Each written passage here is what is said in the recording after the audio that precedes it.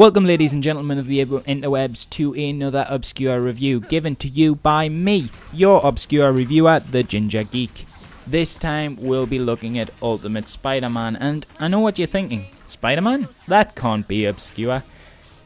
But bear in mind, this was released just after Spider-Man 2.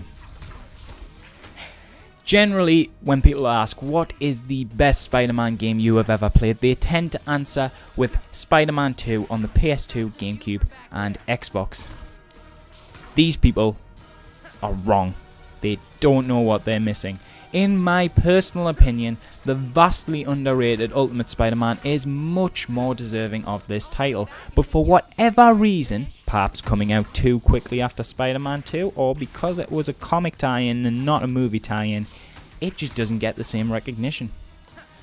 I would argue with Ultimate Spider-Man, everything that existed in Spider-Man 2 is either present or improved upon. I just honestly believe it's a much better game, and this is for a variety of reasons. Firstly, the graphics.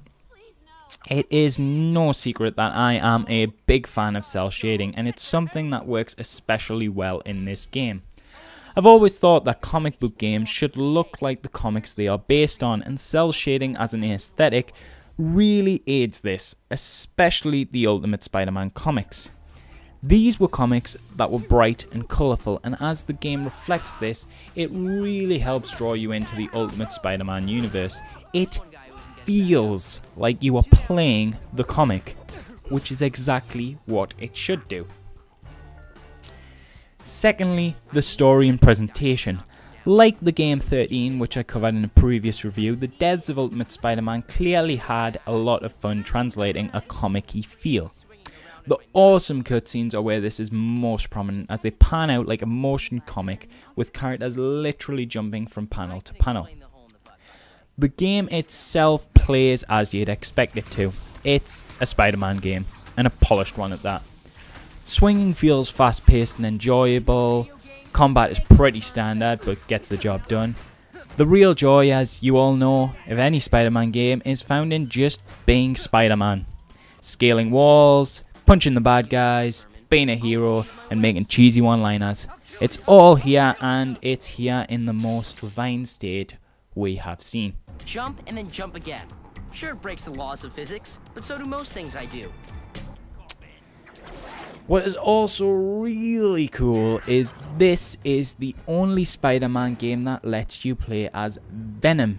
Something that future Spider-Man games should take note of, which to my annoyance, they haven't. Yes, so Venom, swapping out swinging webs for great bounding leaps. Venom is fully realised in this game and made all the more satisfying by not being just a rushed skin swap. Venom controls completely differently and feels a lot more sinister and powerful. My only issue with him is he is far too rare, only popping up occasionally in certain missions but being unplayable for the most part. And while you can unlock a free roam mode with him, after beating this game, this feels like a bit of a cop-out, as there is nothing for Venom to do in it, due to the city being mostly just buildings all the way across the map. The other problem I have with the game is its length.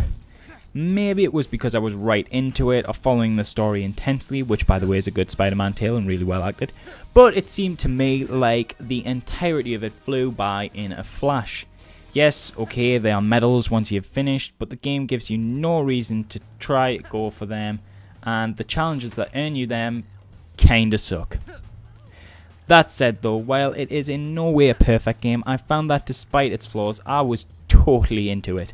The pacing is fast, the gameplay is varied, the story is fun and full of fan service, and if you like Spider-Man, you could do a lot worse.